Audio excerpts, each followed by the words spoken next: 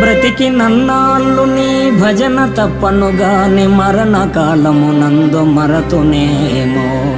ఆ వేళ యమదూతలాగ్రహంబున వచ్చి ప్రాణముల్ పెకలించి పట్టునప్పుడు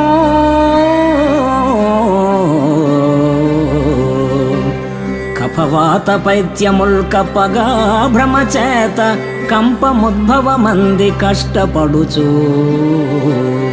నా జిహ్వతో